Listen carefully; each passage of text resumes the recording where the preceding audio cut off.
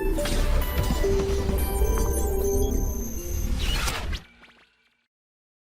Next topic जो है वो है पोटेंशियल एनर्जी और कंजर्वेटिव फोर्स के बीच में रिलेशन पे थोड़ी सी चर्चा करनी है यहाँ पे, ठीक है। ऑल्दो इसके बारे में हमें पता है, लेकिन यहाँ पर थोड़ी सी और चर्चा करने की ज़रूरत है, ठीक है। तो यहाँ पढ़ेंगे relation between potential energy and conservative force, ठीक है। स्थितिज ऊर्जा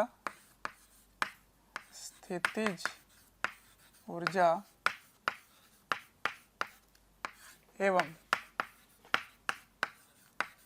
संरक्षी बल, ठीक है, एवं संरक्षी बल, ठीक है। इसके बारे में हमें चर्चा करनी है। तो देखिए, पहले भी हम लोग क्या डिराइव करके रख चुके हैं कि work done by conservative force is equals to negative of change in potential energy, है ना। ये हमने डिराइव कर रखा है कि संरक्षी बल द्वारा किया गया कार्य negative of change in potential energy के बराबर है, ठीक है। तो संरक्षी बल का कार्य स्थितिज ऊर्जा के नेगेटिव के चेंज इन परिवर्तन में बराबर है, ठीक है। अब सुनिए, स्मॉल चेंजेस के लिए, स्मॉल चेंजेस मतलब बहुत ही छोटे परिवर्तन के लिए, छोटा परिवर्तन अगर लिया जाए तो छोटा सा कार्य करेंगे और छोटी सी स्थितिज ऊर्जा में परिवर्तन होगी, ठीक है। अब कंजर्वेटिव फोर्स द्वारा किया गया कार्य का सूत्र क्या होता है, फॉर्मूला क्या होता है, F डॉट डी एस, है ना, F डॉट डी एस, ये F कंजर्वेटिव है, बराबर माइनस डी यू, ठीक है। फिर इसी को आप जब इंटीग्रेट कर देंगे तो कंप्लीट निकल आता है। पर यहाँ से अब मैं उल्टा काम कर सकता हूँ। अगर मुझे स्थितिज ऊर्जा का फलन पता है, अगर मुझे पोटेंशियल एनर्जी का फंक्शन पता है, तो आप कंजर्वेटिव फोर्स के बारे में बोल सकते हैं। कंजर्वेटिव फोर्स क्या होगा, कंजर्वेटिव फोर्स होगा minus d u by D S, ठीक है, ये होगा। लेकिन किस डायरेक्शन की बात कर रहा हूँ मैं, क्योंकि इसमें तो तीनों ही है। तो अगर आप वन डायमेंशन की बात कर रहे हैं, एक ही दिशा की बात कर रहे हैं, वन डायरेक्शनल की बात कर रहे हैं, तो फिर अगर x की बात करेंगे तो ये x हो जाएगा और फोर्स और डिस्प्लेसमेंट के बीच का एंगल क्या हो जाएगा, 0 डिग्री। तो फॉर वन डायमेंशन में बोल रहा हूँ, फॉर 1D मतलब किसी एक डायरेक्शन की बात कर रहे हैं, तो मान लेते हैं x के बारे में बात कर रहे हैं, तो Fx डॉट dx, तो फिर तो dx इसके बीच का एंगल हमेशा 0 डिग्री होगा, क्योंकि x डायरेक्शन में ही वो फोर्स है और डिस्प्लेसमेंट भी x डायरेक्शन में है। तो उसको क्या लिख सकोगे, माइनस डी यू। इसका मतलब Fx या इज इक्वल्स टू क्या हो जाएगा, minus d u by D x, ये हो जाएगा, ठीक है। तो यहाँ से बहुत ही इंपॉर्टेंट पॉइंट समझ में आ रहा है। मैं x हटा देता हूँ क्योंकि मैं वन डायमेंशन की बात कर रहा हूँ, तो ये फोर्स ही निकल के आएगा और वो कंजर्वेटिव फोर्स है, is minus d u by D x. इसका मतलब अगर u का फंक्शन आपको पता है और ग्राफ पता है, उसका वक्र पता है, तो उसका जो स्लोप है उसका नेगेटिव फोर्स निकल के आएगा। मतलब उस वक्र का जो ढाल है, उसकी जो ऋणात्मक ढाल है, वही फोर्स के बारे में बताएगा, ठीक है। तो यहाँ इसके बारे में लिख लेते हैं, क्या क्या समझ में आया कि it is negative of force, जो बल है वो क्या है, negative of slope of u versus x, ux graph, ठीक है ना, ux ग्राफ। अगर y डायरेक्शन में बात करोगे तो फिर y डायरेक्शन, y के रिस्पेक्ट में इसको डिफरेंशिएट करोगे, फिर वो उसका केवल y डायरेक्शन का फोर्स आ जाएगा। पर मोस्ट क्वेश्चन आपको एक ही डायरेक्शन में ही मिलेगा, या तो x में मिलेगा या y में मिलेगा। अगर दोनों रहेंगे या तीनों रहेंगे तो कैसे करेंगे, मैं अभी आपको बताऊंगा। तो इसके बारे में पहले आप समझ लीजिए कि फोर्स कैसे निकालते हैं पोटेंशियल एनर्जी से।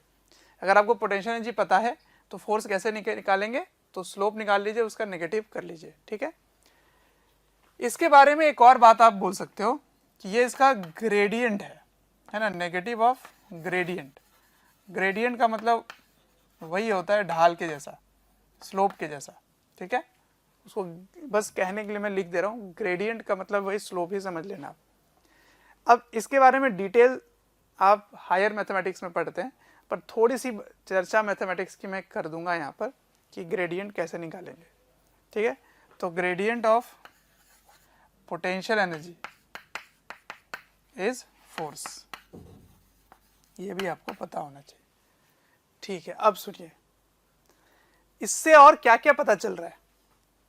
तो अगर मैं आपको मैथमेटिक्स ना बोलकर फील करने की बात करता हूं कि पोटेंशियल एनर्जी से आप कंजर्वेटिव फोर्सेस के बारे में चर्चा कर सकते हैं, कंजर्वेटिव फोर्स पोटेंशियल एनर्जी से आप चर्चा कर सकते हैं, मतलब संरक्षी बल और स्थितिज ऊर्जा के बारे में बातचीत यहाँ पे हो सकती है। किस तरह से, देखिए negative of change in potential energy लिखा हुआ है, मतलब ये बताता है कि कितने रेट से पोटेंशियल एनर्जी का चेंज हो रहा है।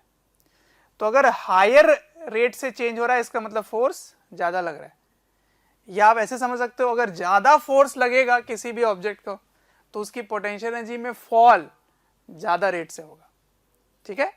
तो इसको चीज़ को फिर से मैं आपको बताता हूँ, अगर किसी भी वस्तु में संरक्षी बल की मात्रा, उसका परिमाण बहुत ज़्यादा है, इसका मतलब स्थितिज ऊर्जा में परिवर्तन ज़्यादा रेट से होगा, ज़्यादा दर से परिवर्तित करेगा, ठीक है, समझ रहे हो। तो पोटेंशियल एनर्जी में चेंज अगर हाई है इसका मतलब फोर्स हाई है।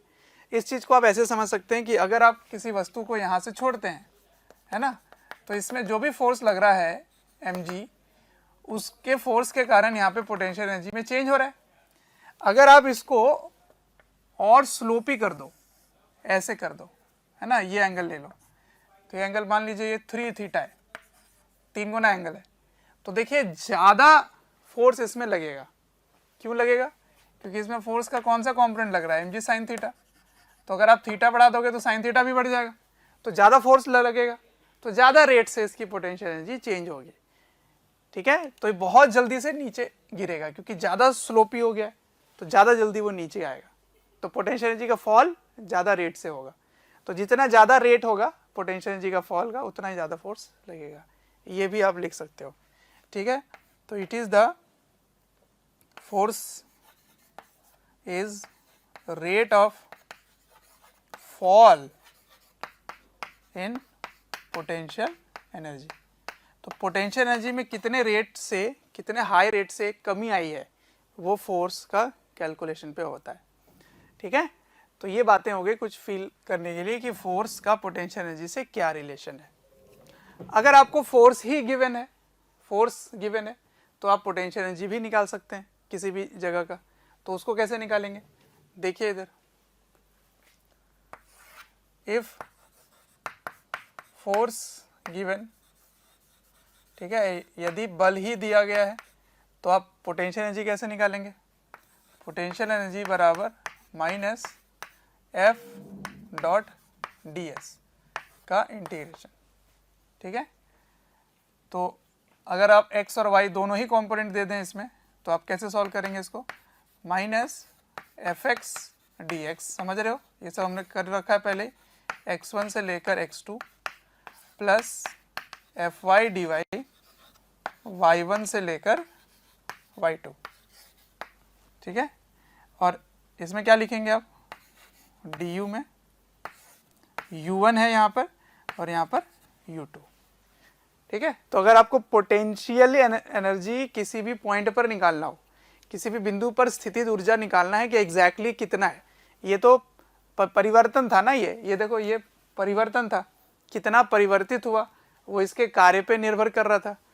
पर इसमें क्या है, एग्जैक्ट अगर आपको चाहिए कि मान लीजिए किसी एक बिंदु पर, एक स्थिति पर उसकी स्थितिज ऊर्जा 4 जूल है, तो बताइए किसी और पॉइंट पर क्या होगी। जैसे यहाँ मैं ले लेता हूँ, मान लो यहाँ पे 4 जूल है, किस जगह पे, तो 1,2 पर, तो बताओ 4,5 पर कितनी होगी पोटेंशियल एनर्जी अगर आपको फोर्स दे दिया जाए तो, ठीक है ना, एफ एक्स और एफ वाई दे दिया जाए, तो ये पूछा जाएगा इस टाइप के सवाल में, तो आप ये फॉर्मूला लगाओगे। मैं आपको एक एग्जांपल से ये सवाल को समझाता हूँ, ठीक, फिर अपन फिर से चर्चा इस पर करेंगे। फोर्स के बारे में करेंगे। तो पहले इसके बारे में मैं थोड़ी सी डिटेल बता दूं क्वेश्चन में, और मेन चर्चा हमें इस पर ही करनी है, इस पर करनी है। ठीक है, इसको लिख लीजिए, फिर मैं क्वेश्चन लेता हूँ। चलिए क्वेश्चन देखते हैं। क्वेश्चन है कि अगर फोर्स इस तरह से है xi प्लस yj, ठीक है ना, और गिवन क्या है, दिया हुआ है, गिवन क्या दिया गया है कि स्थितिज ऊर्जा पोटेंशियल एनर्जी 4 जूल है, कहाँ पर, एट 1,2 पर। ठीक है, तो बताइए स्थितिज ऊर्जा क्या होगी एट 0,0 पर। ठीक है ना, तो पोटेंशियल एनर्जी आपको पता करना है, कहाँ पर पोटेंशियल एनर्जी पता करना है, 0,0 पर पता करना है। अगर 1,2 पर इतना है तो 0,0 पर कितना होगा। देखिए तो कैसे करेंगे आप, क्या दिया गया इस बार, बल दिया गया, और निकालना क्या है, स्थितिज ऊर्जा। ठीक है, तो इसको कैसे निकालते हैं, du इक्वल्स टू, कहीं भी माइनस लगा दो, या तो यहाँ माइनस लगा लो या यहाँ माइनस लगा लो, equals to minus fx dx plus fy dy from x1 to x2, from y1 to y2, ये लगाएंगे। ठीक है, और इसमें u1 से u2 तक। तो चलिए वैल्यू रख दें, du इक्वल्स टू, du का इंटीग्रेशन क्या हो गया, u कहाँ से 1 1 1 1 1 पे कितना है 4, यहाँ पे कितना निकालना है u ऐसे ही छोड़ देता हूँ मैं। ठीक है, इक्वल्स टू माइनस कितना है x, तो इंटीग्रेशन ऑफ x dx कहाँ से करना है, 1 से 0, तो 1 से 0 प्लस इसको कहाँ से करना है, 2 से 0, यहाँ क्या लिखोगे, y dy। ठीक है ना, चलिए तो यहाँ एक माइनस है, इसकी लिमिट उल्टा कर दोगे तो ये प्लस हो जाएगा, समझ रहे हो। तो इधर क्या लिखोगे, u माइनस 4 बराबर, ये माइनस में हटा के लिमिट को चेंज कर देता हूँ। ठीक है, तो एक्स स्क्वायर बाई 2 0 से 1 प्लस वाई स्क्वायर बाई 2 0 से 2। ठीक है, तो ये हो गया, 1 की वैल्यू डाल दो 0 0 हो जाता है, तो 1/2 प्लस 2 की वैल्यू डाल दो तो 4/2 2 हो जाता है, माइनस 0 0 नहीं रख रहा, यदि -4 को इधर ले जाते हैं तो +4 हो जाएगा। तो u की वैल्यू क्या हो गई, 4 2 6 6 2 12 और 1 13 13/2 जूल हो गया। ठीक है, कहाँ पर, 0 0 0 पर। ठीक, तो ऐसे क्वेश्चन आप कर सकते हैं, है ना, ये इसको लिख सकते हैं 6.5 जूल। तो कभी भी अगर आपको फोर्स दे दिया जाए और पोटेंशियल एनर्जी पूछा जाए कहीं पर, तो ये फॉर्मूला आप लगाओगे माइनस करके, सही है। तो ये तो हो गई पोटेंशियल एनर्जी की कहानी। अब मैं वापस उसी डिस्कशन को फिर से लेके चलता हूँ, जहाँ पे अगर आपको पहले से ही पोटेंशियल एनर्जी पता है ना, इस बार पोटेंशियल एनर्जी का फंक्शन गिवन होगा, तो फोर्स के बारे में क्या क्या बातें कर सकते हैं उसके बारे में समझते हैं। ठीक है, चलिए नेक्स्ट टॉपिक देखते हैं, मतलब उसी टॉपिक को वापस फिर से देखते हैं। इसमें मैं बताऊंगा फोर्स एंड इट्स स्टेबिलिटी।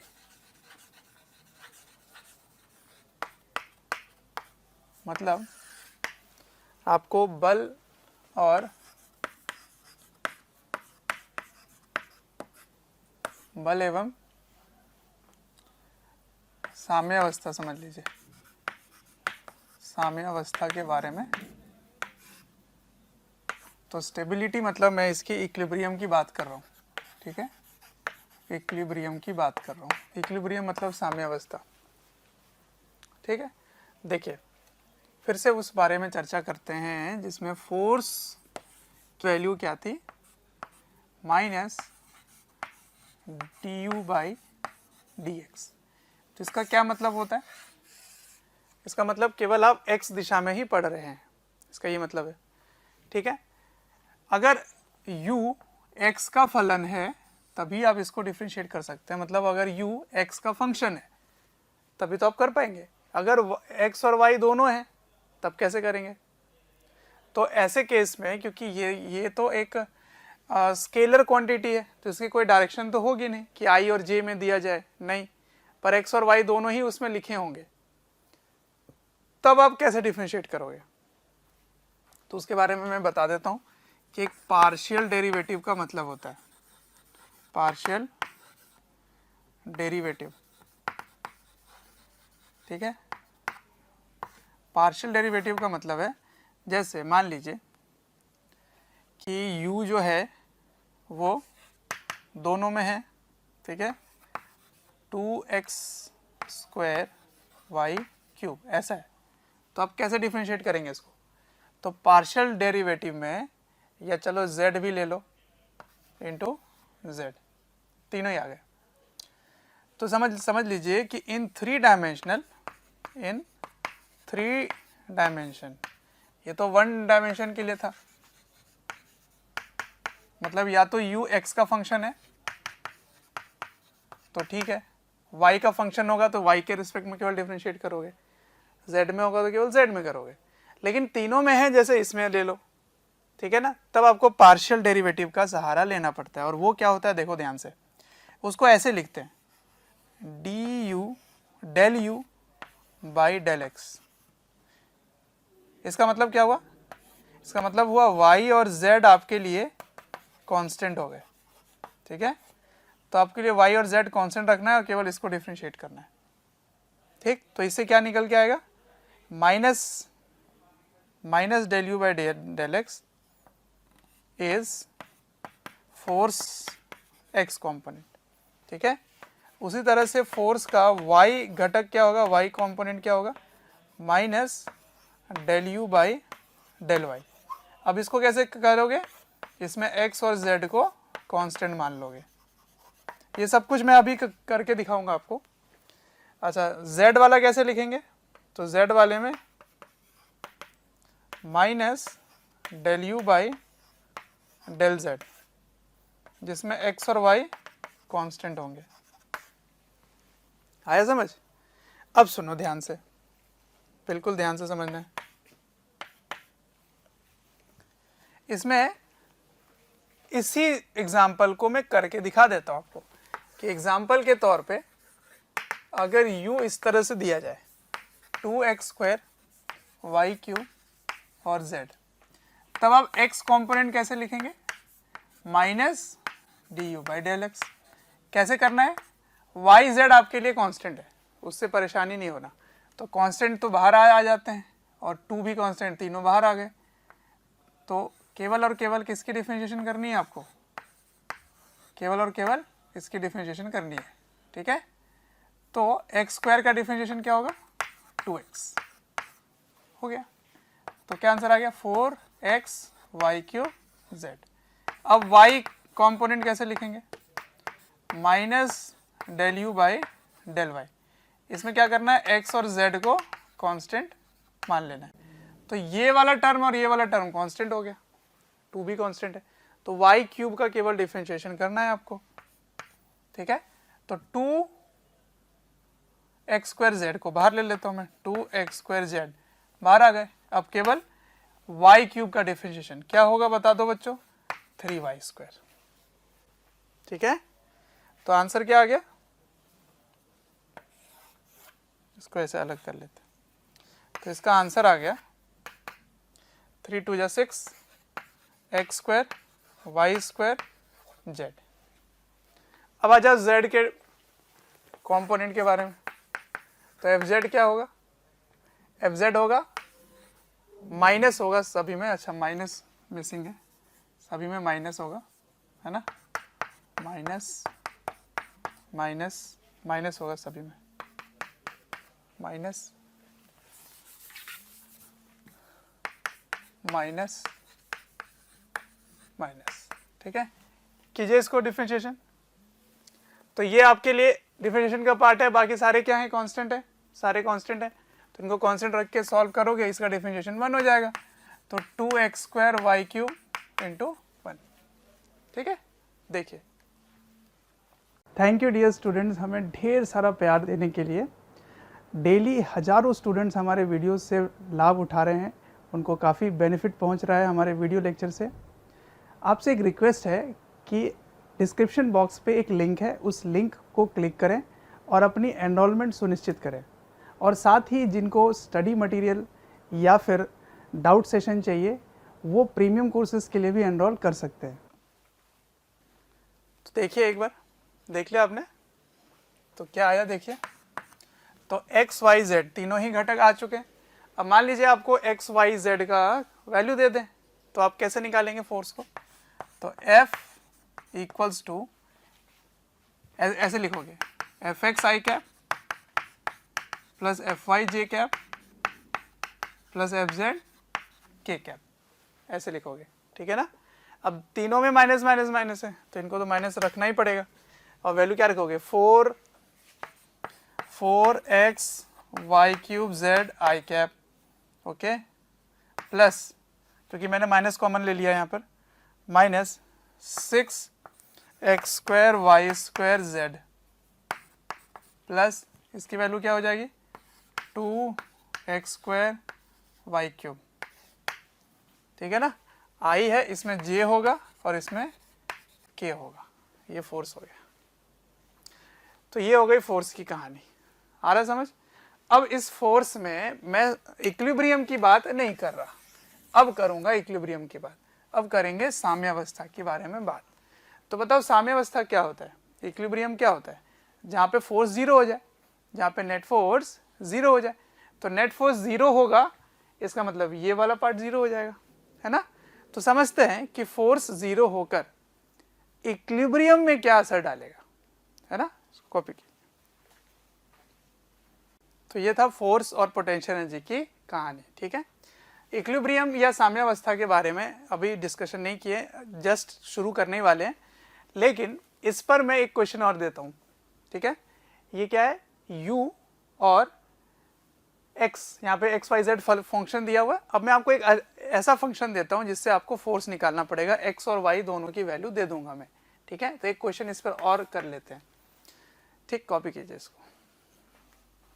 देखिए किस तरह से फंक्शन दिया गया है। कोई फंक्शन है, अगर u equals to sine x plus y है, ठीक है, ये क्वेश्चन है। तो आपको करना है find force at x equals to 0 and y equals to π/4, 0 π/4 तक, ठीक है ना। आपको इसका फोर्स पता करना है। तो आ जाओ कैसे सॉल्व करेंगे। क्या होता है? F x is minus del u del x, यही होता है। तो इसको डिफरेंशिएट करो x के रिस्पेक्ट में। तो यहाँ पे दोनों ही है x और y, तो माइनस साइन का डिफरेंशिएशन हो गया cos x प्लस वाई, ठीक है। किस तरह करना है? यहाँ पे y को कांस्टेंट मान लेना है। तो ये अंदर घुस गए, अंदर घुसते क्या मिला? x, तो x का डिफरेंशिएशन 1 और y का डिफरेंशिएशन 0। 1 क्यों हुआ? क्योंकि x के रिस्पेक्ट में डिफरेंशिएट कर रहे हो, सही है। तो ये हो गया minus cos x plus y, ये क्या हो गया? x। अब आपको x की वैल्यू 0 और y की वैल्यू π/4 रख के सॉल्व कर लेना है। तो ये बन गया माइनस cos 0 प्लस π/4, मतलब -1/√2, ठीक है। नेक्स्ट देख लीजिए।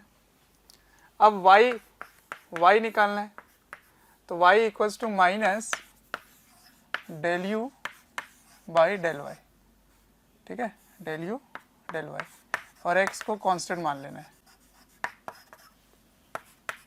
तो माइनस x को कांस्टेंट मान के y के रिस्पेक्ट में डिफरेंशिएशन करना है, तो minus cos x plus y, ठीक है। तो ये हो जाएगा 1 के रिस्पेक्ट में, y के रिस्पेक्ट में x कांस्टेंट है तो 0 हो गया, प्लस 1 माइनस cos x की वैल्यू 0, y की वैल्यू π/4, तो फिर इसका भी वही आ गया आंसर 1/√2। तो तो फोर्स की वैल्यू क्या हो जाएगी, -1/√2 आई कैप -1/√2 जे कैप, ऐसे आ रहा है समझ। तो यहाँ साइन था, देखो कैसा आंसर आ गया, ठीक है। तो कभी भी इस तरह का फंक्शन दिया जाए जिसमें एक्स और वाई दोनों हो, तो एक बार x को कांस्टेंट रखना है, y के रिस्पेक्ट में डिफरेंशिएट करना है, y को कांस्टेंट रखना है, x के रिस्पेक्ट में डिफरेंशिएट करना है, माइनस लगा के। माइनस लगाने मत बोलना, क्योंकि माइनस के साथ इसको सॉल्व करना होता है, ठीक है। कैसे ये हो रहा है, ये उसी तरह से हो रहा है जैसे, याद करो मैंने आपको बताया था कि टाइप 2, टाइप 3 हो था कंजर्वेटिव फोर्सेस की पहचान के बारे में। जैसे मैंने आपको बताया था कि फोर्स का x के अंदर दोनों ही फंक्शन आ जाए, एक्स वाई आ जाए और यहाँ भी दोनों आ जाए एक्स वाई, तब कैसे पहचानोगे कि वो कंजर्वेटिव है।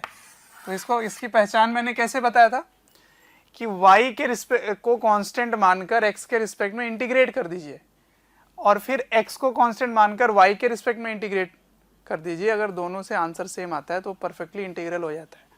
तो परफेक्टली इंटीग्रल होने के कारण वो फोर्स कंजर्वेटिव कहलाएगा। अब उल्टा काम कर रहे हैं, पोटेंशियल एनर्जी दिया हुआ है तो फोर्स कैसे निकालेंगे। तो पोटेंशियल एनर्जी में दोनों या तीनों ही फंक्शन है, तो बस एक बार एक को कांस्टेंट रखना है, उसके रिस्पेक्ट में डिफरेंशिएट कर लेना है। तो जिस डायरेक्शन में आपको निकालना होता है, जैसे एक्स डायरेक्शन में निकालना होता है, तो बाकी को आपको कांस्टेंट मान लेना है, ठीक है। और इसको जब आप डिफरेंशिएट कर रहे थे तो यहाँ पे एक्स को कांस्टेंट मान लिए थे वाई के रिस्पेक्ट में, ठीक है। तो ये तो हो गई कब, जब ये एक्स और वाई दोनों का फंक्शन हो। लेकिन सिर्फ एक्स का हो तब तो एक्स के रिस्पेक्ट में डिफरेंशिएट करेंगे, सिर्फ वाई का हो तो केवल वाई के रिस्पेक्ट में डिफरेंशिएट करेंगे, ठीक है। अदरवाइज पार्शियल डिफरेंशिएशन यूज करेंगे, ठीक है। अब मैं बात करूंगा इक्विलिब्रियम के बारे में, साम्यावस्था के बारे में, कितने टाइप के इक्विलिब्रियम है और कैसे कैसे इक्विलिब्रियम आएंगे। तो इक्विलिब्रियम के लिए चलिए, तो अब मैं बात करूंगा टाइप्स ऑफ इक्विलिब्रियम के बारे में, है ना। टाइप्स ऑफ इक्विलिब्रियम या फिर साम्यावस्था के प्रकार, ठीक है। तो साम्यावस्था मतलब होता है इक्विलिब्रियम, साम्यावस्था मतलब इक्विलिब्रियम, पहले ही बता चुका हूँ। तो कितने प्रकार के होते हैं, तो उसके लिए आपको मैं एक ग्राफ से समझाता हूँ। इसको आप ऐसे भी समझ सकते हैं कि कोई एक पहाड़ जैसा ही है, इसको ऐसे समझ सकते हैं।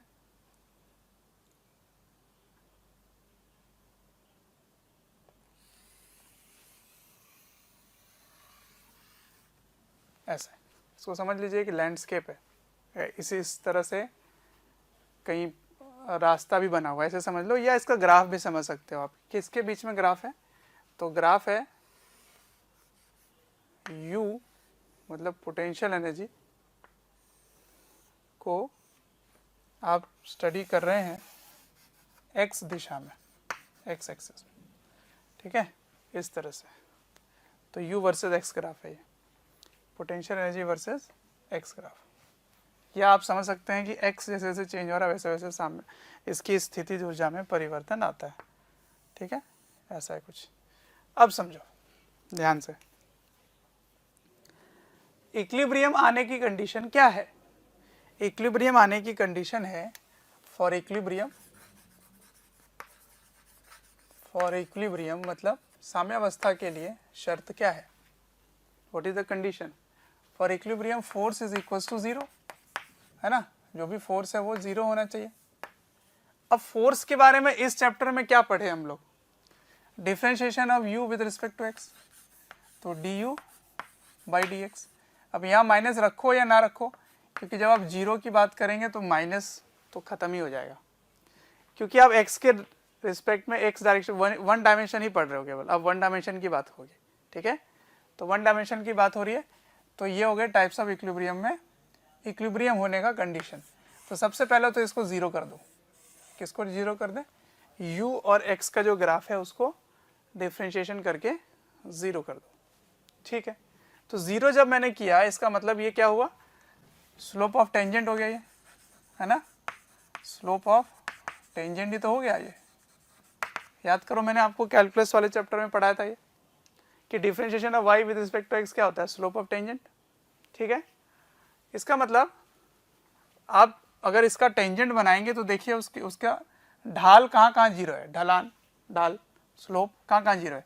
तो एक तो यहाँ 0 है इस पर, तो इसके कॉरेस्पॉन्डिंग मान लीजिए ये x1 आ गया, है ना, तो यहाँ पे 0 है। देखिए यहाँ पे अगर आप टेंजेंट बनाते हैं तो यहाँ पे 0 है, तो फिर ये क्या हो गया, फोर्स 0 हो गया। यहाँ पर यहाँ भी 0 हो सकता है, देखिए x2, और यहाँ भी 0 हो सकता है x3 के आसपास, ठीक है।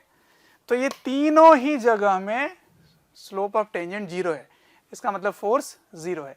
तो फोर्स 0 के लिए या इक्विलिब्रियम के लिए अब आप नया चीज क्या सीखे कि differentiation of y, differentiation of u with respect to x क्या होना चाहिए, 0 होना चाहिए। ऐसे लिख देता हूँ इधर u, इसको हटा देते हैं, ठीक है। तो क्या सीखा हमने कि स्लोप ऑफ टेंजेंट 0 हो जाना चाहिए, तो du by dx is slope, ठीक है। नेक्स्ट, अब आपको टाइप्स ऑफ इक्विलिब्रियम देखना है। तो यहाँ पे अगर आप कोई एक वस्तु रख दीजिए ऐसे, ठीक है ना, कोई ऑब्जेक्ट रख दीजिए, इसको जैसे आप थोड़ा सा आगे डिस्प्लेस करेंगे तो क्या ये वापस आएगा, ये तो चला जाएगा बिल्कुल। या इसको पीछे डिस्प्लेस करें अगर ऐसे, तो फिर तो ये चला ही जाएगा, ये वापस आएगा ही नहीं कभी भी, ठीक है। तो कभी भी ऐसा कंडीशन हो कि थोड़ा सा इक्विलिब्रियम से आप डिस्प्लेस करें, इक्विलिब्रियम से थोड़ा सा डिस्प्लेस करेंगे और ये वापस ना आए, तो ऐसे इक्विलिब्रियम को बोलते हैं अनस्टेबल इक्विलिब्रियम, मतलब अस्थायी साम्यावस्था, ठीक है। तो x1 कैसी साम्यावस्था है, कैसी इक्विलिब्रियम है, तो ये एक अनस्टेबल इक्विलिब्रियम है। तो यहां लिख लो अनस्टेबल इक्विलिब्रियम, ठीक है, मतलब अस्थायी साम्यावस्था,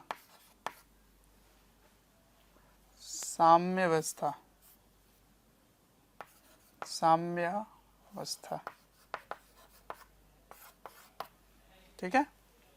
यहां देखिए, यहां पर आप जैसे यहां पर अगर किसी को रख दीजिए ऐसे, एक बॉल को या किसी को रख दीजिए और थोड़ा सा आप इसको ऐसे डिस्प्लेस करें, इधर डिस्प्लेस करें, तो ये वापस आ जाएगा, इधर वापस वहीं आ जाएगा। या इसको इधर डिस्प्लेस करें, ठीक है, तो ये यहाँ जाने के बाद ये वापस इधर आ जाएगा, किधर आ जाएगा, वापस अपने उसी शुरुआत पोजीशन पे आ जाएगा। तो उसके आगे पीछे ये डोलना शुरू कर देगा। तो ऐसे इक्विलिब्रियम को क्या बोलेंगे, स्टेबल इक्विलिब्रियम, ठीक है। तो ये कैसी है, स्टेबल इक्विलिब्रियम है, मतलब स्थायी साम्य अवस्था, ठीक है। अब देखो इस जगह में क्या हो रहा है, अगर यहाँ कोई वस्तु है, यहाँ पर इसको आप अगर डिस्प्लेस करें तो ये वहीं रहेगा, ना ये दूर जाएगा ना ये वापस आएगा, है ना। और इधर भी डिस्प्लेस करें तो भी वो वहीं रहेगा, मतलब मान लीजिए ये थोड़ा सा बड़ा है, तो ऐसे को बोलते हैं न्यूट्रल इक्विलिब्रियम। क्या बोलते हैं, न्यूट्रल इक्विलिब्रियम, मतलब मूल साम्यावस्था,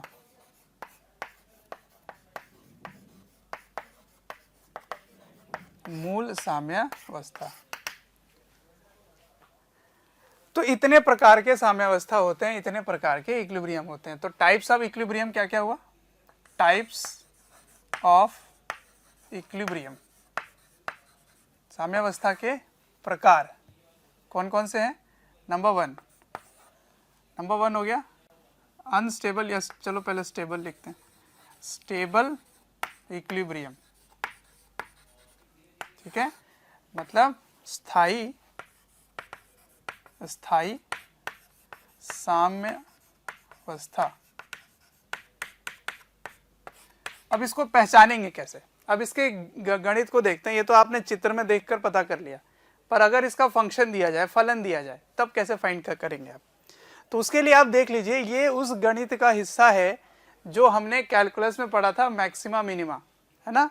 अधिकतम और न्यूनतम निकालने का जो था, अधेनिस्ट और न्यूनिस्ट निकालने का जो तरीका है वही यहाँ फॉलो हो रहा है, मैक्सिमा और मिनिमा का, ठीक है।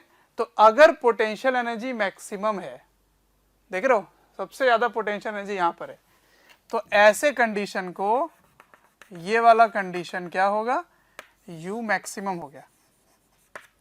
तो जहां भी पोटेंशियल एनर्जी मैक्सिमम होगा वहां पे अनस्टेबल इक्विलिब्रियम होगी, जहां भी पोटेंशियल एनर्जी मिनिमम होगी, पोटेंशियल एनर्जी मिनिमम होगी वो क्या होगा, स्टेबल। और जहां पे पोटेंशियल एनर्जी कांस्टेंट होगा, ये पूरे टाइम यहाँ पे कांस्टेंट है, देखो पूरे रास्ते में कांस्टेंट है, तो यहाँ पे कांस्टेंट पोटेंशियल एनर्जी है, ठीक है। तो नियत स्थितिज ऊर्जा, नियत स्थितिज ऊर्जा है। तो कभी भी अगर कांस्टेंट पोटेंशियल एनर्जी रहे तो वैसी इक्विलिब्रियम कैसी कहलाएगी, न्यूट्रल इक्विलिब्रियम। ठीक, हमारे लिए ये दोनों ज़्यादा काम के हैं, स्टेबल और अनस्टेबल। तो अनस्टेबल कब होगा, जब पोटेंशियल एनर्जी मैक्सिमम होगी, मतलब मैक्सिमा का कंडीशन आपको यहाँ पे लगाना पड़ेगा, ठीक है। और यहाँ क्या करोगे, मिनिमा का कंडीशन लगाना पड़ेगा, ठीक है। तो मैक्सिमा मिनिमा के लिए हम क्या करते हैं, याद करो, स्टेबल इक्विलिब्रियम में क्या होगा, मिनिमम पोटेंशियल एनर्जी,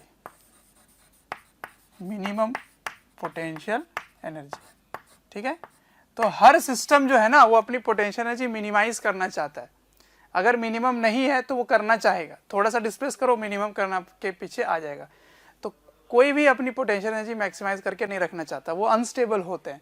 तो मैक्सिमम पोटेंशियल एनर्जी मतलब अनस्टेबल है, अनस्टेबल सी चीज़ें नहीं एग्जिस्ट करेगी। आप केमिस्ट्री में भी पढ़ते होंगे, जिसकी पोटेंशियल एनर्जी ज़्यादा है वो अनस्टेबल है, तो हाईली रिएक्टिव होते हैं वो, तो इसलिए वो जल्दी से स्पॉन्टेनियस रिएक्शन वो कर लेते हैं, ठीक है। और स्पॉन्टेनियस करके एक्सोथर्मिक रिएक्शन होगी और एनर्जी काफ़ी लिबरेट होगा और वो मिनिमम पोटेंशियल एनर्जी पे आ जाएंगे, ताकि वो स्टेबलाइज कर सके। अगर पहले ही स्टेबल है तो वो स्टेबल ही रहना चाहेंगे, इसलिए अगर डिस्प्लेस करके पोटेंशियल एनर्जी बढ़ा रहे हो, यहाँ से पोटेंशियल एनर्जी बढ़ा रहे हो तो बढ़ाना नहीं चाह रहा। तो कोई भी सिस्टम पोटेंशियल एनर्जी बढ़ाना नहीं चाहता, वो अपनी पोटेंशियल एनर्जी कम ही रखना चाहता है, ठीक है। तो इसी पे बेस्ड है यहाँ का कंडीशन। तो मिनिमम पोटेंशियल एनर्जी आएगा स्टेबल इक्विलिब्रियम के लिए, तो स्टेबल के लिए मिनिमम पोटेंशियल एनर्जी। तो मिनिमा की कंडीशन क्या होती है, मिनिमा की कंडीशन होती है कि डबल डिफरेंशिएशन इसका क्या होना चाहिए, मिनिमा की बात करो तो डबल डिफरेंशिएशन उसकी पॉजिटिव होनी चाहिए, और मैक्सिमा के लिए क्या होना चाहिए, डबल डेरिवेटिव उसकी नेगेटिव होनी चाहिए। याद आ रहा है, तो वही चीज़ मैं लिख रहा हूँ कि मिनिमम का कंडीशन आपको करना है, मिनिमम, ठीक है। तो फोर्स के रिस्पेक्ट में इसको स्टडी कर रहे हैं, है ना, फोर्स। तो फोर्स यहाँ पे क्या हो रहा है, 0, है ना। तो इस पे एक माइनस होता है, याद रखना, इस पे एक माइनस होता है, तो सीधा सीधा तो आप इस पे बात नहीं कर सकते, है ना। तो देखिए यहाँ पर माइनस होता है, ठीक है, इसको मैं बाद में चर्चा करूंगा, इसको खत्म कर लेते हैं। तो मिनिमम पोटेंशियल एनर्जी आपको चाहिए, तो मिनिमम पोटेंशियल एनर्जी के लिए मिनिमा की कंडीशन, मिनिमा की कंडीशन क्या होती है कि डबल डेरिवेटिव। तो आप यहाँ से स्टेबल इक्विलिब्रियम कैसे लिखेंगे कि डबल डेरिवेटिव यानी कि d2y dx2 क्या होना चाहिए, पॉजिटिव होना चाहिए, ठीक है। और नंबर 2 अनस्टेबल, अनस्टेबल इक्विलिब्रियम, इसको कैसे देखेंगे, तो इसके लिए आपको क्या करना है, मिनिमा नहीं मैक्सिमा होगा, अनस्टेबल क्या है, मैक्सिमा।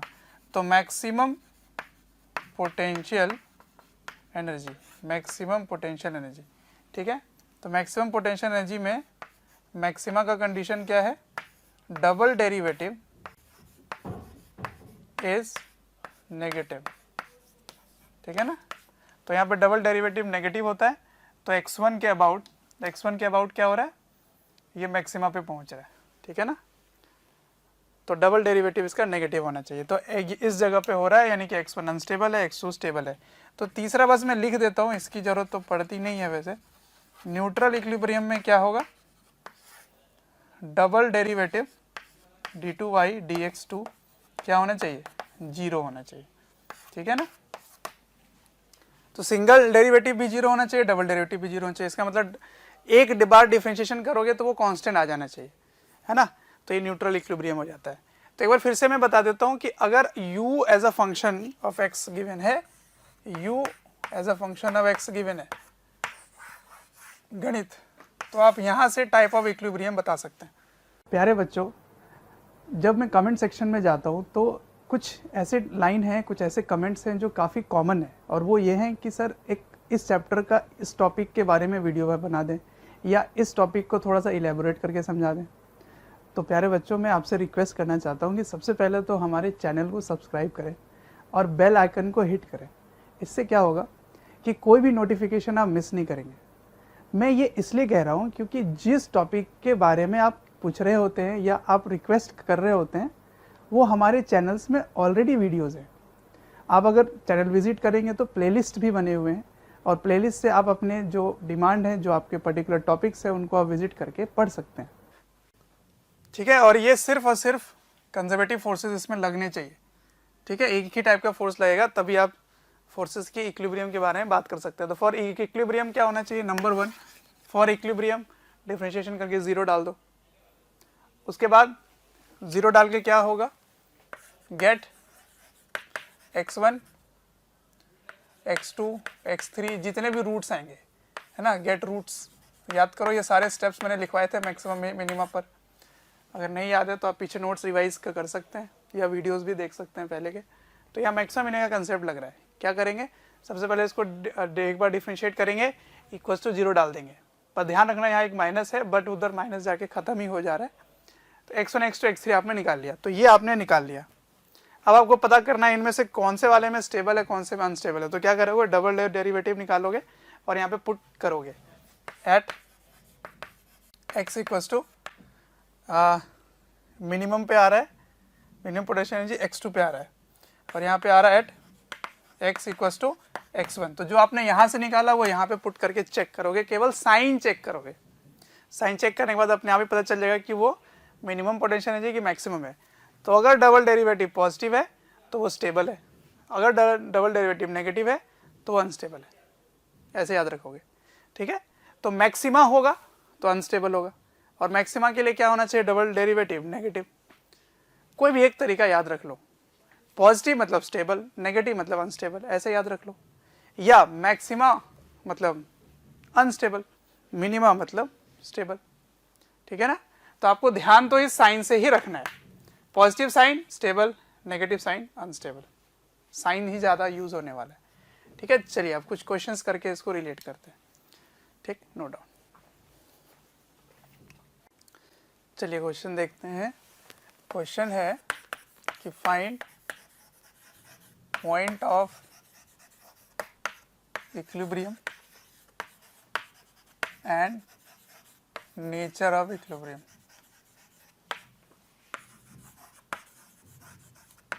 ठीक है, यही क्वेश्चन मैं पूछने वाला हूँ सभी में। तो पहला है potential energy is x³ minus 27x। ठीक है, ये है। तो इसका आपको क्या फाइंड करना है? आपको फाइंड करना है कि कहाँ कहाँ साम्यावस्था है, साम्यावस्था कहाँ है और किस प्रकार के हैं। ठीक है ना, नेचर मतलब किस प्रकार के साम्यावस्था है। अगर स्थितिज ऊर्जा, ये पोटेंशियल एनर्जी है। ठीक है, अगर स्थितिज ऊर्जा इस तरह से दिया गया है, तो देखिए कैसे सॉल्व करेंगे। सबसे पहले क्या पता करना है कि कहाँ पर फोर्स 0 है। जहाँ फोर्स 0 है वहीं पर ही तो इक्विलिब्रियम होगी। तो फोर्स 0 करना होता है। तो for equilibrium, for point of equilibrium क्या होना चाहिए?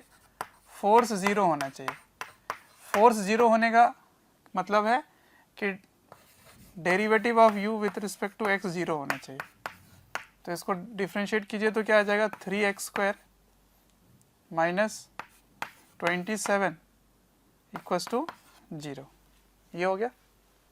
ठीक है, तो 3x² बराबर 27, इसको इधर भेज दिए। तो यहाँ से इसको काट लो तो ये 9 हो गया। तो x² बराबर 9, तो x बराबर 3 केवल अगर लिख दोगे तो मिस्टेक हो जाएगा।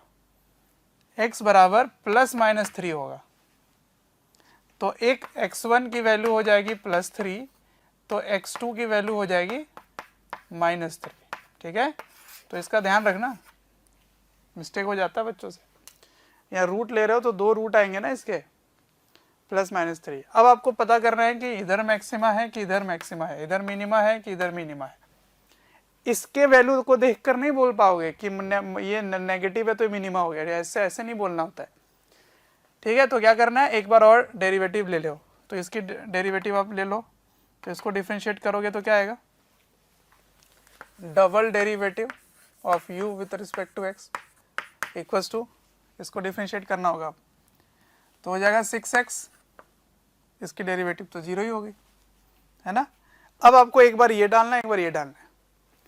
तो at x1 equals to plus 3 double derivative positive है कि नेगेटिव है, ये तो लकीली वही हो गया, जो इसका साइन है वही इसका साइन हो गया, ठीक है। हाँ, तो डबल डेरिवेटिव करो, x1 की वैल्यू यहाँ पे रख दो तो आ जाएगा प्लस 18, क्या आ जाएगा प्लस 18। तो ये क्या है, पॉजिटिव, तो पॉजिटिव है तो x1 की कंडीशन क्या हो जाएगी, पॉजिटिव, यानी कि स्टेबल इक्विलिब्रियम। तो फिर दूसरा आप अपने आप ही बोल सकते हो, अगर ये माइनस है तो डबल डेरिवेटिव भी माइनस 18 यानी कि माइनस है, तो नेगेटिव होने से क्या हो जाएगा, x1 इज अनस्टेबल इक्विलिब्रियम, ठीक है। तो ऐसे करते हैं, फंक्शन दिया रहेगा, इसको डिफरेंशिएट करो और शुरू हो जाओ, ठीक। एक क्वेश्चन और करते हैं इस पर।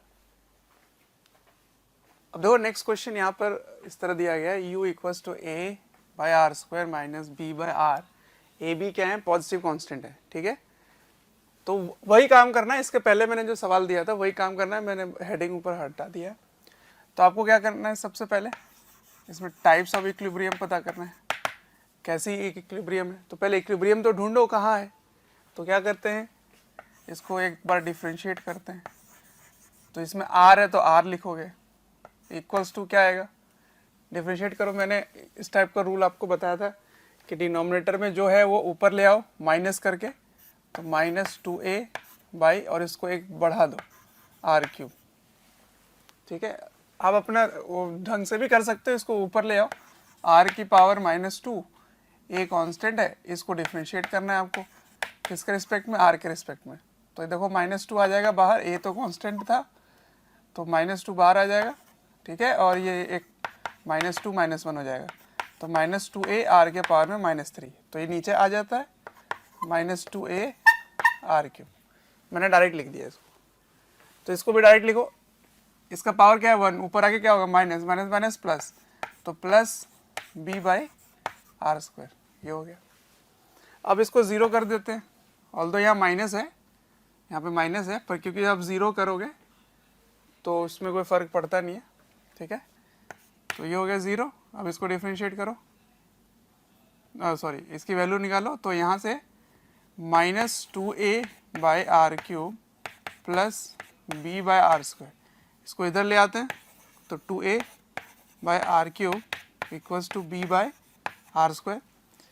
यहाँ से आर स्क्वायर कैंसिल हो गया, तो r की वैल्यू क्या आ गई, देखो यहाँ से r equals to 2a by b, ये हो गया।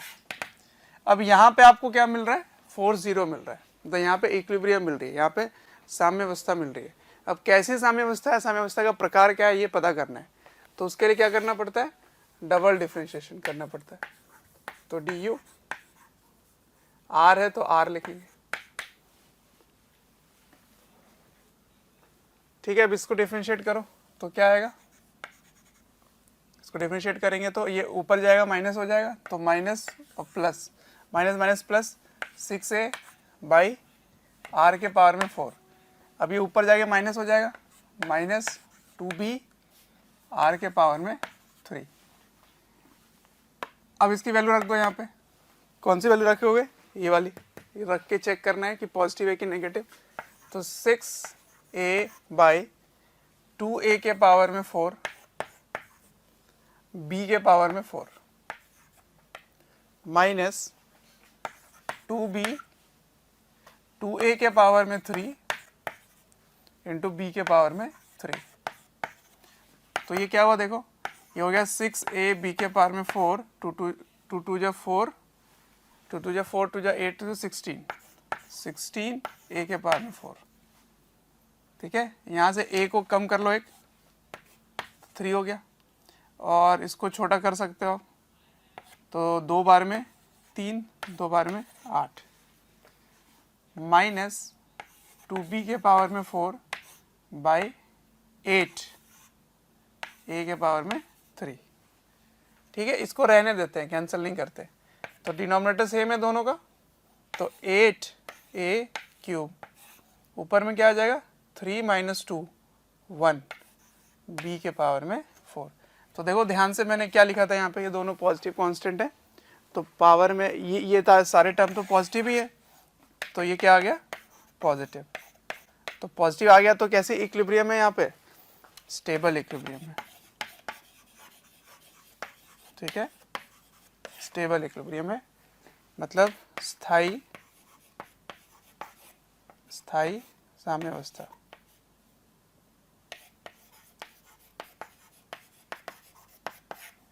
ठीक है, तो ऐसे करते हैं इस प्रकार के सवाल। ठीक, आगे बढ़ते हैं, नेक्स्ट क्वेश्चन देखते हैं।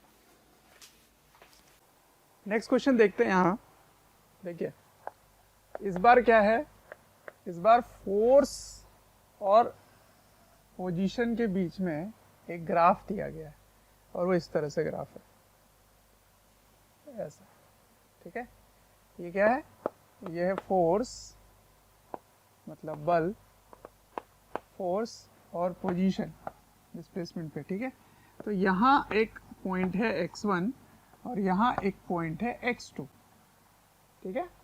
अब इसमें यही क्वेश्चन है कि बताओ x1 और x2 स्टेबल है या अनस्टेबल इक्विलिब्रियम है, ठीक है ना, स्थायी साम्यावस्था है कि अस्थायी साम्यावस्था है, ये बताना आपको, ठीक है। तो एग्जामिन स्टेबिलिटी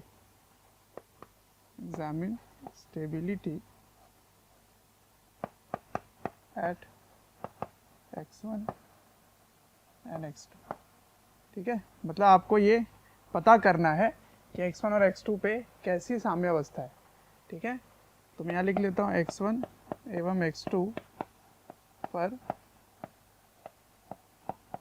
साम्यावस्था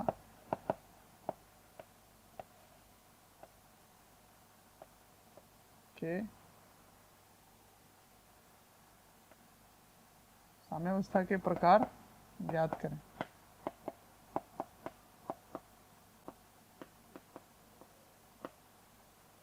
ठीक है, ये सवाल है। अब इसको कैसे करेंगे, देखिए इस बार फोर्स और पोजीशन का ग्राफ है, पोटेंशियल एनर्जी का ग्राफ नहीं है, ठीक है। तो देखिए थ्योरी कैसे डेवलप करेंगे, एक एक करके समझते हैं पॉइंट को। सबसे पहले हमें पता क्या है कि अगर double differentiation of potential energy positive हो तो वो क्या होता है, स्टेबल इक्विलिब्रियम होता है ना। और अगर डबल डिफरेंशिएशन नेगेटिव हो तो वो अनस्टेबल होता है, सही है, अनस्टेबल इक्विलिब्रियम होता है। लेकिन यहाँ पे फोर्स और एक्स का ग्राफ दिया गया, तो जरा इस पॉइंट को फिर से समझते हैं। du by dx को du by dx से क्या निकल के आता है, फोर्स निकल के आता है ना, फोर्स निकल के आता है। तो मैं यहाँ पर माइनस रख देता हूँ, ठीक है, तो इधर क्या हो जाएगा, फोर्स। हमें पता है ना कि u का डिफरेंशिएशन फोर्स होता है। तो अगर आप इसको डबल डिफरेंशिएशन करेंगे d2 by dx2, इसका मतलब आप इसको एक बार डिफरेंशिएट करेंगे, है ना। यहाँ एक माइनस है तो यहाँ पे एक माइनस भी होगा, तो इस माइनस को इधर भेज देते हैं, ठीक है, इधर भेज देते हैं, यहाँ भेज दो, तो ये बन गया du by dx। आपको d2u by dx2 चाहिए, d2u by dx2 चाहिए, तो मैंने इस माइनस को उधर भेज दिया। इसका मतलब अगर मैं इसके बारे में पता करूं तो negative of df by dx का मतलब क्या हुआ, इस fx ग्राफ का स्लोप है कि नहीं। अब मैंने f और x का ग्राफ बनाया है, तो df बाई dx मतलब क्या होगा, स्लोप ऑफ दिस ग्राफ, है कि नहीं। तो negative of slope of fx, negative of slope of fx, है ना, fx ग्राफ लिख देता हूं।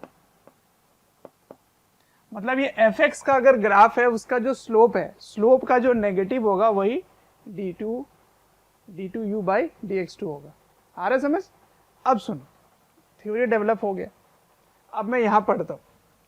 तो x1 पे स्लोप कैसी है, स्लोप के लिए आपको क्या करना होगा, यहां पर टेंजेंट बनाना पड़ेगा, है ना। आप x1 पे ही क्यों स्टडी कर रहे हैं, देखिए x1 पे f की वैल्यू 0 है, x2 पे भी f की वैल्यू 0 है, इसका मतलब ये दोनों इक्विलिब्रियम है, जहां फोर्स 0 वहां इक्विलिब्रियम हो जाता है कि नहीं। तो ये इक्विलिब्रियम है, ये भी इक्विलिब्रियम है, साम्यावस्था साम्यावस्था, लेकिन किस प्रकार का साम्यावस्था है, कैसी इक्विलिब्रियम है, what is the type of equilibrium. तो इक्विलिब्रियम पता करने के लिए आपको यहाँ क्या देखना है, स्लोप देखना है। तो स्लोप कैसे देखेंगे, स्लोप कैसे देखेंगे, तो स्लोप के लिए आपको क्या करना है, ये वाले एंगल देखना है। तो ये angle theta is less than 90, ये 90 डिग्री से छोटा है, इसका मतलब इसका tan थीटा कैसा है, पॉजिटिव है। तो यहाँ पे x1 यानी कि x1 पर स्लोप कैसा है, पॉजिटिव है। तो आप लिखोगे eight x1 slope is positive. तो यहाँ पे जो ढाल है वो धनात्मक है, पॉजिटिव है, ठीक है ना, इस जगह पे, क्योंकि थीटा का मान देख लो 90 से छोटा है, इसका मतलब जो एंगल है वो अक्यूट एंगल है, निम्न कोण है। तो निम्न कोण पर ढाल कैसी होती है, धनात्मक होती है, पॉजिटिव होता है स्लोप, ठीक है। अब एक पॉजिटिव नंबर नेगेटिव के साथ मल्टीप्लाई होगा तो ये क्या बन जाएगा, नेगेटिव, समझ में आया।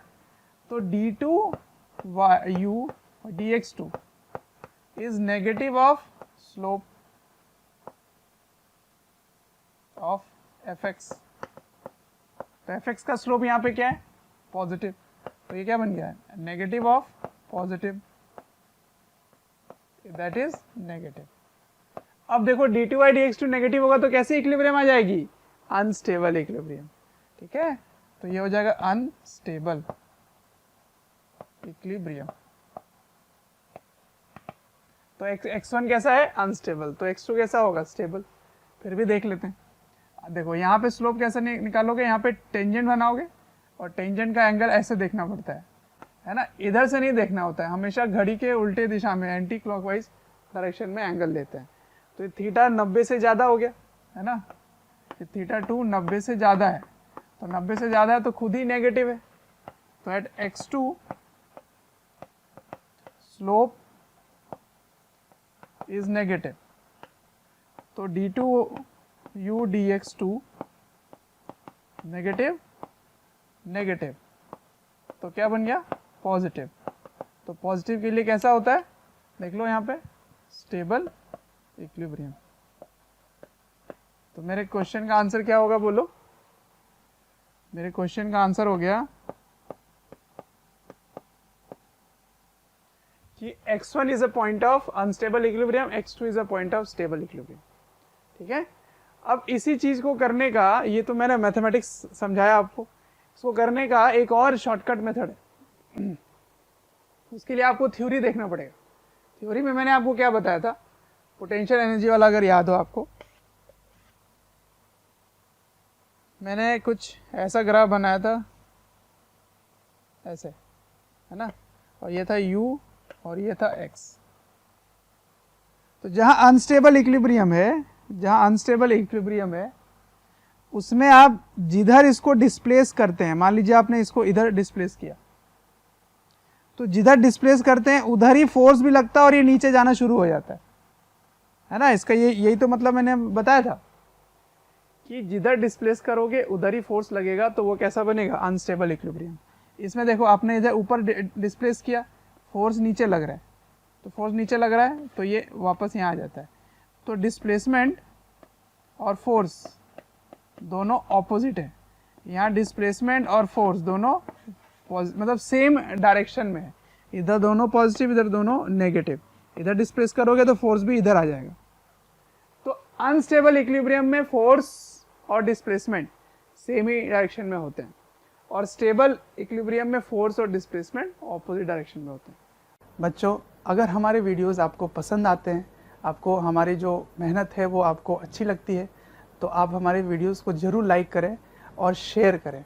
शेयर इसलिए मैं करने बोल रहा हूँ क्योंकि आपके शेयर करने से ज़रूरतमंद बच्चों तक ये वीडियोस पहुँच सकता है, जिनको एक पर्टिकुलर टॉपिक काफ़ी वीक लग रहा है या एक ऐसा चैप्टर है जिसके बारे में एक पर्टिकुलर टॉपिक उनको अच्छे से पढ़ना है, तो उन तक पहुँच सकता है ये।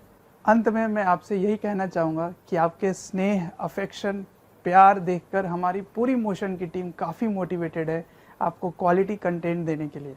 अब यहाँ चेक करो, आप x1 से थोड़ा सा इधर जाओ, तो इधर आप जाओगे तो पॉजिटिव की तरफ गए, तो फोर्स भी किधर है? पॉजिटिव। फोर्स तो y ही है ना, तो ये पॉजिटिव है, तो दोनों ही पॉजिटिव हो गए। देखो तो ये कैसा हो गया? अनस्टेबल। खत्म, तुरंत हो गया।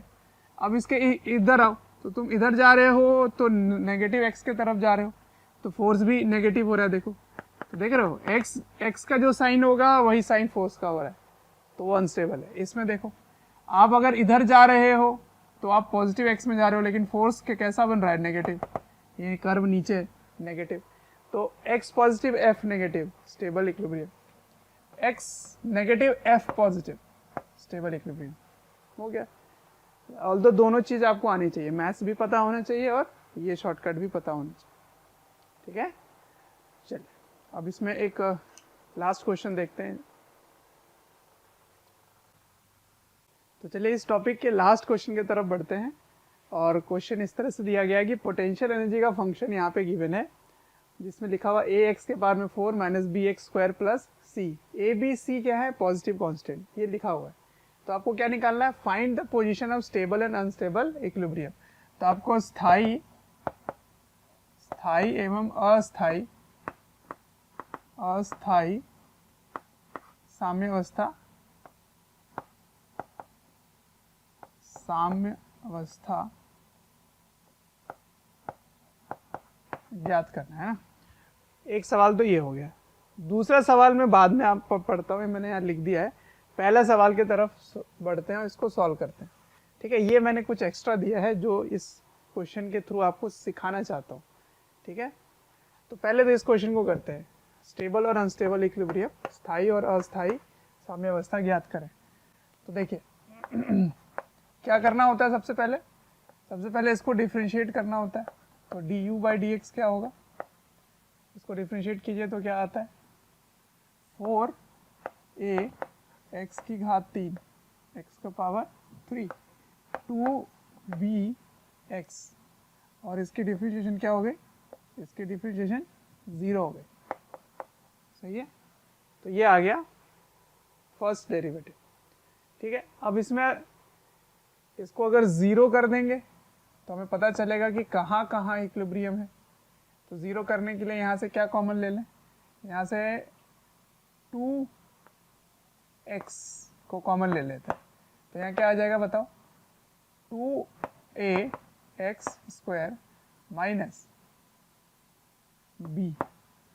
ठीक है, तो देखो कई बार स्टूडेंट्स मिस्टेक क्या करते हैं, इसको यहाँ पे 0 डाल देते हैं और x को 2 को पहले काट देते हैं। 2 को काटोगे तो यहाँ पे 2 कट जाएगा, 1 होगा, यहाँ 2 हो जाएगा। फिर x को भी काट देते हैं, तो ये x स्क्वायर हो जाएगा और ये 1 हो जाएगा। तो ये मिस्टेक है, ऐसे नहीं कर सकते, क्योंकि इससे रूट आपकी कम हो जाती है ना, तो लॉस ऑफ रूट हो जाते हैं। तो ये सही तरीका नहीं है, आपको कॉमन लेकर इसको सॉल्व करना पड़ता है। तो अब यहाँ से सॉल्व करोगे तो क्या आएगा? 2x इक्वल्स टू 0, तो x इक्वल्स टू 0, एक रूट आ गया। उसके बाद ये वाला चीज़ 0 होना चाहिए, तो 2ax square minus b equals to 0। तो x की वैल्यू क्या हो गई? b by 2a। ठीक है, b बाई 2a, ये हो गया। अब सुनो, एक तो ये है कि ये है, उसके बाद आपको चेक करना है कि ये स्टेबल है कि अनस्टेबल है। तो उसके लिए क्या करना पड़ेगा? एक बार और डिफरेंशिएट करना होगा। तो d2 u dx2, इसको डिफरेंशिएट कीजिए। इसको नहीं करना, कॉमन लेके छोटा हुआ उसको नहीं करना, इसको करना है। तो क्या आ जाएगा बताओ? ए एक्स स्क्वायर माइनस 2b, ये आएगा। अब एट एक्स इक्वल्स टू 0, ये चीज़ तो 0 हो गया, और ये b पॉजिटिव है ना, b को पॉजिटिव लिखा गया, तो positive into negative is negative, तो ये आ जाएगा d2u dx2 is -2b, -2b, तो -2b मतलब नेगेटिव हो गया। तो जब ये नेगेटिव होता है तो कैसी इक्विलिब्रियम होती है? अनस्टेबल, अनस्टेबल मतलब ये अस्थायी साम्यावस्था है, कहाँ पर? x इक्वल्स टू 0 पे, ठीक है। तो आप दूसरा ऑटोमेटिकली बोल सकते हैं कि ये यहाँ पे स्टेबल होगा, क्योंकि दो ही रूट्स हैं, तो एक स्टेबल दूसरा अनस्टेबल ही आता है। फिर भी आप चेक करके देख सकते हैं, लिखिए जरा, एट x बराबर ये वाली वैल्यू b/2a, ठीक है। इसकी वैल्यू यहाँ रखो, किस पर रखना है? इस पर रखना है। तो एक्स स्क्वायर करोगे तो ये क्या बनेगा? ये रूट चला जाएगा, यहाँ से a और a कैंसिल हो जाएगा, 2 और 12 क्या हो जाएगा? 6 हो जाएगा, सही है। तो 2 और 12 हो गया 6, a और a चले गए, तो आ जाता है d2u dx2 equals to 12a x square हो गया b/2a, 2a 6b, तो इसका आ गया 6b, और इसमें क्या करोगे? -2b, तो क्या हो गया? +4b, तो ये पॉजिटिव आ गया। देखो 6 में से 2 गया तो 4 होगा ना, तो ये हो गया पॉजिटिव। तो जब ये पॉजिटिव होगा तो this becomes the point of stable equilibrium, stable equilibrium, ठीक है।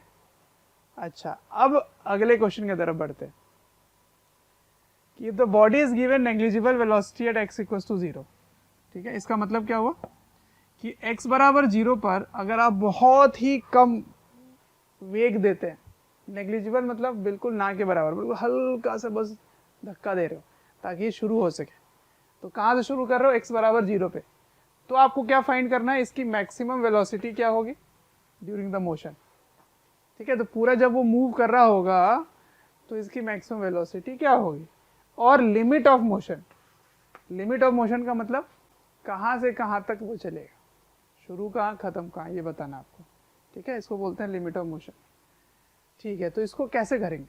तो पहले तो ये चीज़ आप समझ गए हो। अब इससे मैं क्या करूँगा, एक रफ स्केच बनाऊंगा रास्ते का, है ना, जो मैंने आपको ग्राफ के थ्रू बताया था। एक मैक्सिमा होता है, मिनिमा होता है, न्यूट्रल होता है। तो एक बात तो समझ में आ गया कि x बराबर 0 से, x बराबर 0 से अगर चलना शुरू कर रहा है, क्योंकि सवाल में लिखा है x बराबर 0 से शुरू कर रहे हैं, तो x बराबर 0 कैसी है? अनस्टेबल इक्विलिब्रियम, इसका मतलब पहाड़ की चोटी होगी ऐसे, है ना। तो x बराबर 0 की बात समझ में आ गई। और x बराबर √b/2a पर कैसी होगी? स्टेबल इक्विलिब्रियम, मतलब वहां पे सबसे लो, मतलब वो नीचे वाला ऐसे कर्व आ रहा होगा। उसके बाद आगे जो भी होगा हम बाद में सोचेंगे। तो एक बात तो समझ आ गया कि इसके बारे में अगर मैं ग्राफ जैसा कुछ बनाना चाहूँ, ऐसे landscape, potential energy versus x, तो ये बात मुझे समझ में आ गई कि x इक्वल्स टू 0 पे तो मैक्सिमम आएगी ऐसे, और कहीं पर ऐसे मिनिमम होगी। उसके बाद आगे जैसा भी हो रहा होगा उससे मुझे मतलब नहीं है, ऐसा कुछ आगे फिर जो भी हो रहा होगा मुझे मतलब नहीं है। तो x बराबर 0 पे पता चल गया, और x बराबर √b/2a पर मिनिमा है, ये समझ में आ गया। और ये यहाँ पर मैक्सिमा है, ठीक है ना, ऐसे मैक्सिमा, मैक्सिमा कहाँ पे? x बराबर 0 पर कितनी पोटेंशियल एनर्जी है, तो उसके लिए आपको यहाँ पे पुट करना पड़ेगा x इक्वल्स टू 0, तो 0 डालो, ये 0 तो c हो गया। इसका मतलब इसकी वैल्यू क्या है? यहाँ पर c है। और यहाँ पर इसकी पोटेंशियल एनर्जी क्या होगी? तो ये वाली वैल्यू इसमें डाल के हम अपन सॉल्व करके देख लेते हैं कितना होगा। तो इसको आप नोट डाउन करो, फिर मैं ये चीज़ क्लियर करने वाला हूँ, ठीक है। चलिए तो ट्राई करते हैं आगे क्या है। मैक्सिमम वेलोसिटी निकालने के लिए मैं सबसे पहले यहाँ पे इसकी पोटेंशियल एनर्जी निकाल लेता हूँ यहाँ पर, है ना, x इक्वल्स टू दिस पर। तो at x equals to 0 u equals to c है, ठीक है। At x equals to root under b by 2a u equals to क्या आ रहा है, u इक्वल्स टू इसका स्क्वायर पावर में 4 लाना है, ठीक है। तो इसको सॉल्व कर लेते हैं। एक सेकेंड, यहाँ मैं सॉल्व करके सीधा लिख देता हूँ वहाँ पर, ठीक है। तो u इक्वल्स टू a, इसका स्क्वायर हो जाएगा एक तरह का, b square by 4a square, ठीक है, प्लस नहीं माइनस है, b इंटू एक्स स्क्वायर करोगे तो b बाई 2a हो जाएगा प्लस c, ठीक है। अब देखिए इससे a और a कट गया, डिनोमिनेटर में देख लीजिए, 4a इसका हो गया डिनोमिनेटर, तो 4a ऊपर क्या आ गया b square, 4 minus 2b square, ठीक है। 4a तो वो ऐसे ही रहेगा, चलो इसको तो ऐसे ही छोड़ देते हैं c। अब ऊपर सॉल्व कीजिएगा तो क्या आएगा, minus b square by 4a plus c, ये आ गया, ठीक है ना। तो वहाँ का पोटेंशियल एनर्जी मिल गया, ठीक, मिल गया वहाँ का पोटेंशियल एनर्जी। अब क्या करेंगे, अब इसमें लिखा हुआ है कि its maximum velocity during the motion बताना है। तो जब भी वेलोसिटी की बात करें और यहाँ क्या लिखा हुआ है, पोटेंशियल एनर्जी, इसका मतलब यहाँ पे एनर्जी कंजर्वेशन लगेगा, ठीक है। मैकेनिकल एनर्जी कंजर्व कर सकते हो क्योंकि यहाँ पे कोई भी फ्रिक्शन वर्क्शन नहीं है, ठीक। तो यही चीज़ मुझे सिखाना था, जब भी इसमें वेलोसिटी पूछ दिया जाए और यहाँ पे फंक्शन दिया गया है पोटेंशियल एनर्जी का, तो आपको एनर्जी कंजर्वेशन लगाना है, ठीक है। तो इसकी मैक्सिमम वेलोसिटी कहाँ होगी, तो देखो ध्यान से, यहाँ से अगर आपने इस वस्तु को छोड़ा है तो ये ऐसे चलेगा और चलते जब ये यहाँ रहेगा उस समय इसकी मैक्सिमम वेलोसिटी होगी, क्योंकि उसके बाद तो फिर इसकी वेलोसिटी कम होने लगेगी, समझ रहे हो बात को। तो ये इसकी पोटेंशियल एनर्जी जहाँ पर ये होगी उस समय उसकी वेलोसिटी मैक्सिमम होगी। मतलब जब भी स्टेबल इक्विलिब्रियम की बात होगी तो जहाँ स्टेबल इक्विलिब्रियम होगा वहाँ पे वेलोसिटी मैक्सिमम होगा, क्योंकि वहाँ पे पोटेंशियल एनर्जी मिनिमम होगी, समझ रहे बात। यहाँ पोटेंशियल एनर्जी मिनिमम है, यहाँ पोटेंशियल एनर्जी मैक्सिमम है, तो जहाँ पोटेंशियल एनर्जी मिनिमम होगी वहाँ काइनेटिक एनर्जी मैक्सिमम होगी, काइनेटिक एनर्जी मैक्सिमम होगी तो फिर वेलोसिटी भी मैक्सिमम होगी, ठीक है। तो इसको सॉल्व कर लेते हैं अब ए। तो आप क्या करोगे, u1 plus k1 equals to u2 plus k2।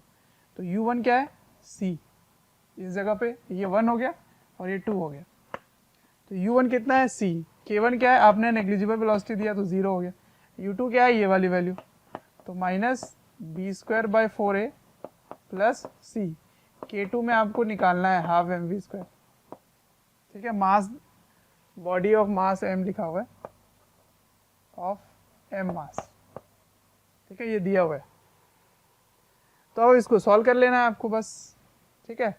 तो ये c और c कैंसिल हो गए, ये c और ये c गए, ये इधर आ जाएगा, तो b square by 4a into 2 by m equals to v square, ठीक।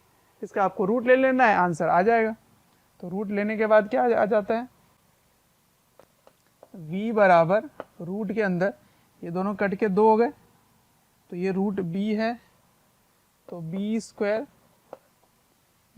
बाई 2m a, ये हो गया इसकी मैक्सिमम वेलोसिटी, क्या हो गई, मैक्सिमम वेलोसिटी हो गई, है ना। तो रूट b स्क्वायर b हो गया। चलिए, तो ये हो गया a। अब b देखते हैं, limit of motion. Limit of motion मतलब कहाँ तक जाएगा, कहाँ से कहाँ तक उसकी मोशन होती रहेगी, ये आपको बताना है। तो देखो इस सवाल में आपको करना क्या होता है कि जहाँ से आपने छोड़ा था उस समय उसकी पोटेंशियल एनर्जी क्या थी, मैक्सिमम थी, है ना। ये मैक्सिमम पोटेंशियल एनर्जी, क्यों, क्योंकि लिमिट ऑफ मोशन लिखा हुआ है और आप छोड़ रहे हो वहाँ पे पोटेंशियल एनर्जी की बात कर रहे हो। तो जब ये इतनी ही पोटेंशियल एनर्जी उसको मिलेगा ना, वहाँ तक वो जाएगा बिल्कुल, ठीक, क्योंकि इसके पास इसकी एनर्जी इतनी है। तो जब तक इतनी पोटेंशियल एनर्जी वापस ना हो जाए, that is maximum potential energy ना हो जाए, तब तक वो मूव करता ही रहेगा। क्योंकि यहाँ पे इसकी काइनेटिक एनर्जी मैक्सिमम है, तो उसके पास वेलोसिटी है, उसके पास वेग है, तो अगर वेग है तो वो चलता ही रहेगा। और अगर वो चलता रहेगा तो अब इसकी क्या हो रही है, काइनेटिक एनर्जी कम और पोटेंशियल एनर्जी बढ़ना शुरू हो रहा है। तो बढ़ते बढ़ते बढ़ते बढ़ते एक समय तक उतना बढ़ेगा जितना मैक्सिमम है, उसके आगे नहीं बढ़ेगा। तो इसका मतलब आपको ये देखना है कि कहाँ पर पोटेंशियल एनर्जी वापस वही हो जा रही है। तो मैं मान लेता हूँ ये x नॉट है, तो at x equals to x naught potential energy is c, तो वही x नॉट आपको फाइंड करना है। तो कहाँ से कहाँ तक होगा, तो x इक्वल्स टू 0 से x नॉट तक। और x नॉट कैसे निकालेंगे, x नॉट निकालने के लिए करने वाले हैं कि at x equals to x naught potential energy क्या है, ये वाली वैल्यू है कि कितना है यहाँ पे c है, तो u इक्वल्स टू c। तो एक तो 0 होगा, सही है, एक और होगा x नॉट, तो उसको सॉल्व करना है। तो बस इसमें क्या कर देना है, इसमें x नॉट की वैल्यू रख के u के जगह c रख देना है बस। तो कैसे करें, u इक्वल्स टू c, तो इसके फंक्शन लिख लें a x नॉट के पावर में 4 माइनस b x नॉट के पावर में 2 plus c equals to c। समझ में आया क्यों, क्योंकि ये जो इक्वल टू के बाद u है उसकी वैल्यू क्या होनी चाहिए, c होनी चाहिए। c क्यों होना चाहिए, क्योंकि वो मैक्सिमम है ना। मैक्सिमम क्यों है, क्योंकि ये अनस्टेबल इक्विलिब्रियम है, तो पोटेंशियल एनर्जी मैक्सिमम होगी। तो मैक्सिमम पोटेंशियल एनर्जी किस x पर है वही निकालना है आपको इस क्वेश्चन। ठीक है, लिमिट ऑफ मोशन का मतलब कहाँ से कहाँ तक जाएगा, कहाँ से कहाँ तक मूव होता रहेगा। ठीक है, फिर ये यहाँ से लौट कर आएगा वापस, इसके यहाँ पे काइनेटिक एनर्जी फिर मैक्सिमम होगी, फिर ये ऊपर जाएगा, ये इधर आके फिर उसकी मोशन रुक जाएगी क्योंकि पोटेंशियल एनर्जी मैक्सिमम रहेगा, फिर वो नीचे आएगा, ऐसा घूमता ही रहेगा क्योंकि इसकी एनर्जी खत्म नहीं हो रही है। तो इसको सॉल्व कर लेते हैं, आ जाओ।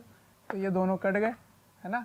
यहाँ से x नॉट को कॉमन ले लेते हैं, तो x नॉट स्क्वायर को कॉमन लेने पे क्या आएगा, देखो x नॉट स्क्वायर कॉमन ले लिया आपने, तो यहाँ आ गया a x naught square minus b equals to 0, तो ये 0 हो गया। अब इसकी वैल्यू, तो x नॉट